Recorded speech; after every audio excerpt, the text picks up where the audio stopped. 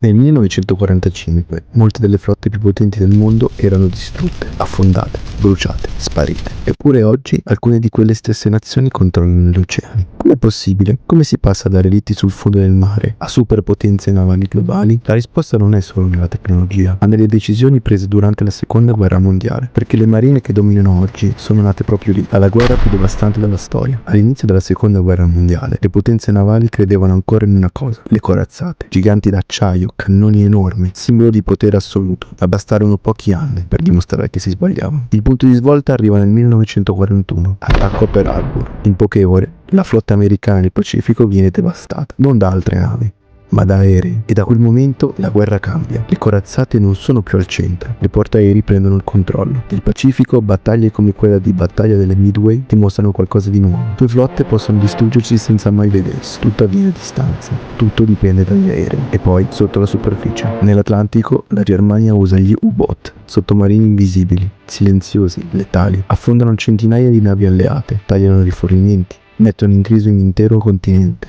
È qui che nasce la guerra navale moderna, sopra il mare, sotto il mare e a migliaia di chilometri di distanza, dove tecnologia, strategia e velocità contano più del peso e delle dimensioni. Quando la guerra finisce nel 1945, molte flotte sono distrutte, ma le regole sono cambiate per sempre, e chi capisce questo cambiamento diventerà la potenza dominante degli oceani, anche oggi.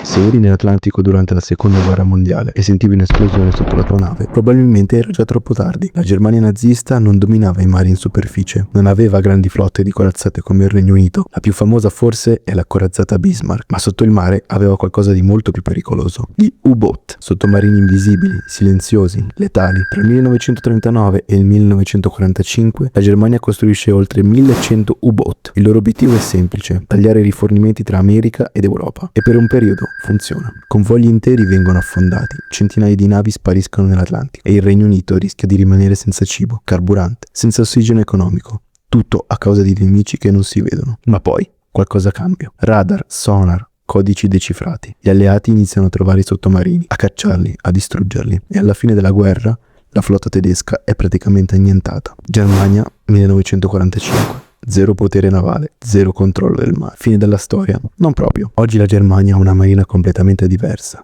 La Bundesmarine non è una flotta enorme, non punta a dominare il mondo, ma è estremamente tecnologica. Parliamo di circa 50-70 navi operative. La flotta si concentra su unità versatili come fregate, corvette, sottomarini stealth e navi per la guerra di mine, operando principalmente nel Mar Baltico e del Nord, e non possiede portaerei. 6 sottomarini di tipo 212A, tra i più silenziosi al mondo. Capacità avanzate nella guerra sottomarina e nella NATO. Non è quantità, è precisione. La Germania non ha più bisogno di controllare gli oceani da sola. Oggi combatte in modo diverso: integrazione NATO, tecnologia, cooperazione e soprattutto specializzazione. E negli ultimi anni Berlino ha annunciato un aumento massiccio della spesa militare, più di 100 miliardi di euro. L'obiettivo?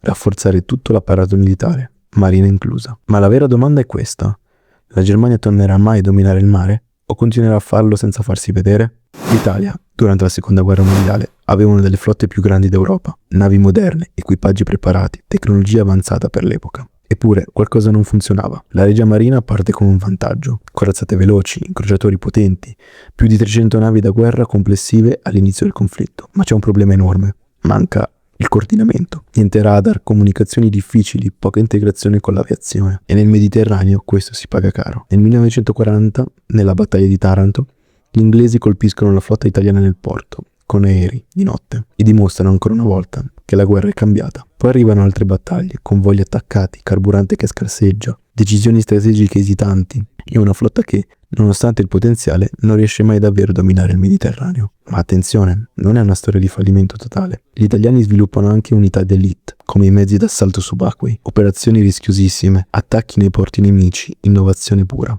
Poi arriva il 1943, l'armistizio. La flotta si divide, alcune navi si arrendono, altre vengono affondate. Fine di un'epoca. Italia dopoguerra. Flotta ridimensionata, limitazioni, ma non per sempre. Oggi la Marina Militare Italiana è una delle più avanzate del Mediterraneo. Parliamo di circa 2 portaerei leggeri e portaelicotteri, come la Cavour e la Trieste, oltre 50 unità navali principali, sottomarini moderni classe U-212A, fregate avanzate classe FREMM e una forte integrazione NATO. Non è una flotta gigantesca, ma è flessibile, moderna, proiettata verso missioni reali, Controllo in Mediterraneo, operazioni internazionali, risposta rapida. Se durante la seconda guerra mondiale mancava coordinamento, oggi è esattamente il contrario. Tecnologia, comunicazione, integrazione totale. L'Italia non domina gli oceani, ma nel suo mare è tornata a contare. E forse questa volta ha imparato davvero dalla sua storia. Quando pensi alle grandi marine della seconda guerra mondiale, probabilmente non pensi al Canada. Ed è proprio questo il punto. Nel 1939 il Canada ha una marina minuscola. Poche navi, pochi uomini, nessun ruolo dominante. Ma poi scoppia la guerra nell'Atlantico e tutto cambia. La Germania lancia gli U-boat, convogli affondati, rifornimento a rischio, il Regno Unito in pericolo. Serve qualcuno che protegga le rotte, sempre, ovunque. E quel qualcuno diventa proprio il Canada. In pochi anni il paese costruisce una delle più grandi flotte di scorta al mondo, passando da meno di 20 navi a oltre 400 unità, diventando la terza marina alleata per dimensioni, specializzata nella protezione dei convogli attraverso l'Atlantico. Non erano navi enormi, non erano le più potenti, ma erano ovunque, sempre presenti, sempre in movimento. Corvette, cacciatorpediniere, navi di scorta, giorno e notte, tempeste, ghiaccio, sottomarini. Senza quella protezione l'Europa avrebbe rischiato di rimanere isolata e la guerra avrebbe potuto prendere un'altra direzione. Ma finita la guerra tutto cambia di nuovo. Il Canada riduce drasticamente la sua flotta. Meno navi, meno ambizione offensiva, ma non sparisce. Oggi la Royal Canadian Navy è una forza moderna, costruita per operare con la NATO.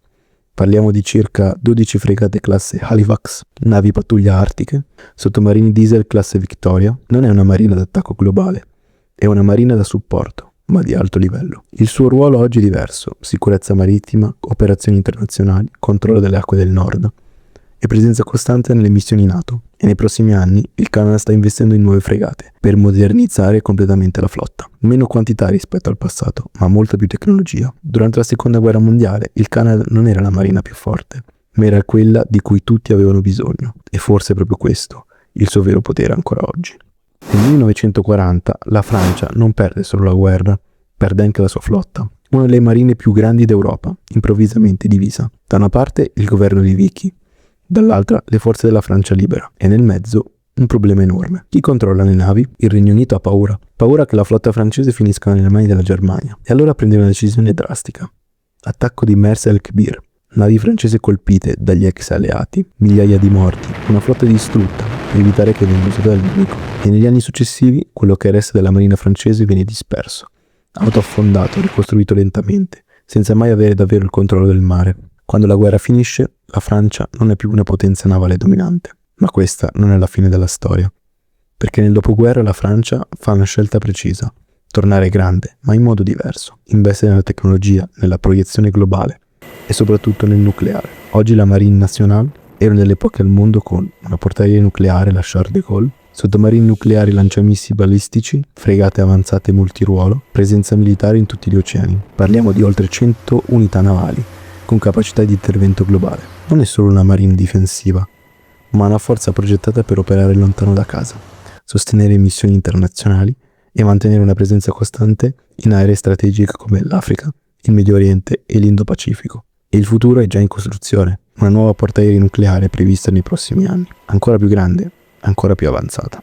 Pensaci un attimo, una flotta distrutta nel 1940, oggi è una delle poche al mondo capaci di proiettare potenza globale. La Francia ha perso il controllo del mare, ma ha imparato a riconquistarlo. E questa volta non solo vicino alle sue coste, ma ovunque. Durante la seconda guerra mondiale, l'India non era una superpotenza, non era nemmeno indipendente. La marina indiana combatte sotto la bandiera britannica. Si chiama Royal Indian Navy, piccola, limitata, usata soprattutto per pattugliamenti e scorte. Ma la guerra cambia tutto. Nel Pacifico il Giappone avanza velocemente. Singapore cade, la Birmania viene invasa e improvvisamente l'Oceano Indiano diventa strategico. Le rotte commerciali, i rifornimenti, il controllo dei porti e dei convogli iniziano a passare anche da lì e l'India smette lentamente di essere una semplice colonia lontana dal fronte. Poi arriva il 1947, l'indipendenza, e da quel momento l'India inizia una trasformazione enorme, lentamente all'inizio, poi sempre più velocemente. Nuove navi, nuovi cantieri, nuove ambizioni. Oggi la Indian Navy è una delle flotte che cresce più rapidamente al mondo. Parliamo di oltre 150 navi militari, portaerei operative come la INS Vikramaditya, la nuova portaerei costruita in India, INS Vikrant, sottomarini nucleari, cacciatorpediniere moderni e soprattutto una cosa fondamentale: produzione nazionale. L'India non vuole soltanto comprare armi, vuole costruire, vuole controllare il proprio oceano, proteggere le rotte commerciali e diventare una potenza capace di competere con la Cina nell'Indo-Pacifico. Infatti, gran parte della crescita navale indiana nasce proprio da questa paura, il rapido aumento della flotta cinese, perché oggi l'Oceano Indiano non è più una periferia del mondo, è uno dei centri della geopolitica globale. Nuovi portaerei, nuovi sottomarini nucleari, basi strategiche. L'India sta costruendo una marina pensata non solo per difendersi, ma per contare davvero. Per secoli c'è stata una regola non scritta nel mondo. Se controllavi la Royal Navy, controllavi il mare. All'inizio della seconda guerra mondiale, il Regno Unito possedeva una delle flotte più grandi e potenti del pianeta. Corazzate, portaerei, incrociatori e soprattutto esperienza. Perché l'impero britannico viveva grazie al mare. Cibo, petrolio, truppe, commercio. Tutto passava dagli oceani. E Hitler lo sa. Per questo la Germania scatena la battaglia dell'Atlantico. U-boot ovunque, convoi attaccati, navi affondate nel ghiaccio dell'Atlantico. Per mesi il Regno Unito rischiava seriamente di essere strangolato economicamente, perché senza quelle rotte marittime l'isola non può sopravvivere. Ma la Royal Navy resiste. Radar, sonar, nuove tattiche antisottomarino e lentamente gli U-boot iniziano a perdere. Nel frattempo le portaerei britanniche combattono nel Mediterraneo, nell'Artico e nel Pacifico. È una guerra globale. E la marina britannica è ovunque. Ma quando la guerra finisce, qualcosa cambia per sempre. L'impero britannico inizia a crollare. Le colonie diventano indipendenti, i costi aumentano e mantenere la più grande marina del mondo diventa impossibile. Da impero globale a potenza moderna. Oggi la Royal Navy è molto più piccola rispetto alla seconda guerra mondiale, ma resta una delle flotte più avanzate del pianeta. Parliamo di circa 70 navi operative, 2 portaerei moderne classe Queen Elizabeth, sottomarini nucleari, cacciatorpediniere Type 45, capacità nucleare strategica continua. E soprattutto esperienza globale. Anche se non domina più gli oceani come un tempo, il Regno Unito mantiene basi, alleanze e capacità operative che gli permettono ancora oggi di intervenire praticamente ovunque nel mondo. E il futuro della Royal Navy punta tutto su tecnologia, droni navali, nuovi sottomarini nucleari e integrazione totale con la NATO e gli Stati Uniti. La Royal Navy non è più l'impero invincibile del passato, ma poche marine nella storia hanno lasciato un'impronta così profonda sul mondo, perché anche oggi molte delle regole del mare parlano ancora inglese.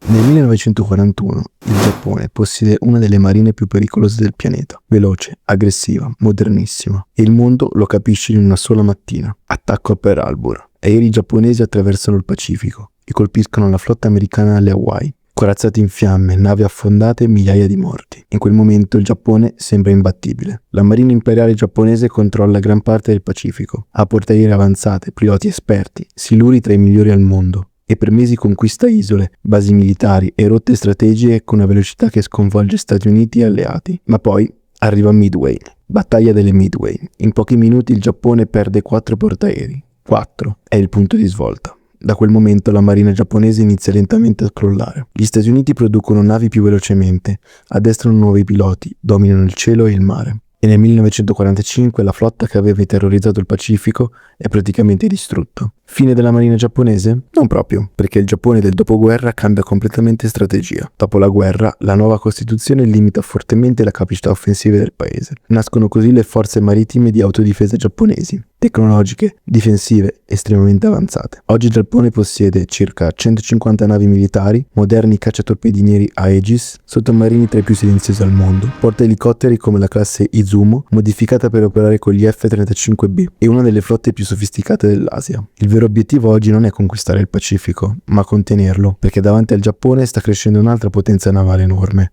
la Cina. E così Tokyo sta aumentando spese militari, nuove capacità missilistiche e cooperazioni con Stati Uniti e NATO. È incredibile pensarci. La nazione che nel 1941 sconvolse il mondo con Pearl Harbor, oggi costruisce una marina pensata soprattutto per evitare un'altra guerra nel Pacifico. Ma una cosa non è cambiata. Quando il Giappone costruisce navi, il mondo continua a guardare il Pacifico con attenzione. Durante la seconda guerra mondiale, l'Unione Sovietica non dominava il mare, non come il Regno Unito, non come il Giappone, non come gli Stati Uniti. La vera forza sovietica era sulla terra. La marina sovietica combatte soprattutto nel Baltico, nel Mar Nero e nell'Artico. Difende coste, supporta operazioni terrestri, ma non controlla gli oceani. E Stalin lo capisce. Dopo la guerra nasce una nuova ossessione, raggiungere gli Stati Uniti, anche dal mare. Ed è qui che inizia davvero la storia della marina russa moderna. Durante la guerra fredda l'Unione Sovietica investe enormemente nella flotta, ma invece di copiare completamente gli americani, sceglie una strada diversa. I sottomarini, silenziosi, nucleari, armati con missili capaci di distruggere città intere. Per decenni, sotto gli oceani del pianeta, sottomarini sovietici e americani si inseguono nell'ombra. in una guerra invisibile fatta di sonar, spionaggio e deterrenza nucleare. È il periodo dei giganteschi sottomarini classe Typhoon, dei missili balistici lanciati dal mare, del terrore nucleare. Poi arriva il 1991, l'Unione Sovietica crolla e con lei anche gran parte della marina. Navi abbandonate, fondi tagliati, cantieri in crisi.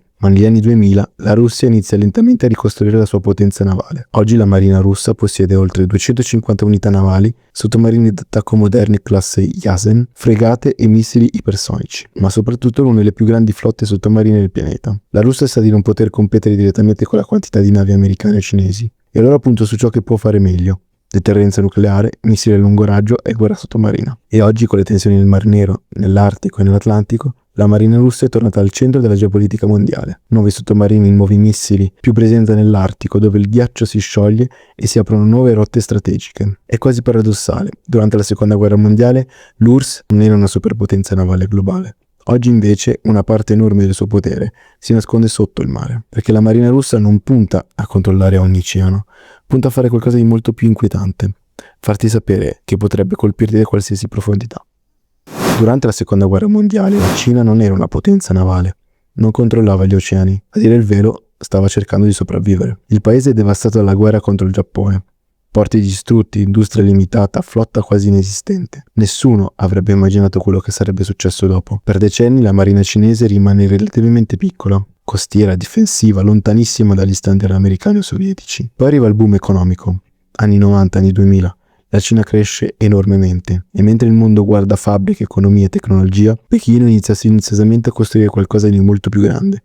Una flotta progettata per cambiare gli equilibri globali. Navi nuove, cantieri enormi, produzione continua. Oggi la Marina dell'Esercito Popolare di Liberazione, la PLAN, è numericamente la più grande del mondo. Parliamo di oltre 370 navi militari, portaerei operative e nuove in costruzione, cacciatorpedinieri avanzati Type 055, sottomarini nucleari, missili antinave a lunghissimo raggio, e la crescita continua ogni anno. Ma il punto non è solo il numero di navi, è la velocità. La Cina costruisce unità moderne a un ritmo che nessun'altra marina occidentale riesce a mantenere. E tutto questo ha un obiettivo molto chiaro: controllare il Pacifico occidentale, proteggere Taiwan, espandere l'influenza cinese e sfidare direttamente il dominio navale degli Stati Uniti. Per questo oggi il Mar Cinese meridionale è uno dei luoghi più tesi del pianeta. Navi americane, navi cinesi, basi militari artificiali, missili, sorveglianza continua. E la parte più impressionante è che tutto questo è successo in pochissimo tempo, perché mentre altre potenze navali hanno costruito il loro dominio nel corso di secoli, la Cina sta cercando di trasformarsi in una superpotenza marittima globale nel giro di una sola generazione. Nuovi portaerei, più sottomarini nucleari, intelligenza artificiale, droni navali. La crescita non sembra fermarsi. Pensaci davvero. Durante la seconda guerra mondiale la Cina era una nazione invasa, debole sul mare, quasi irrilevante navalmente. Oggi invece è il paese che potrebbe cambiare per sempre il futuro degli oceani. Nel 1941 gli Stati Uniti subiscono uno degli attacchi più devastanti della loro storia.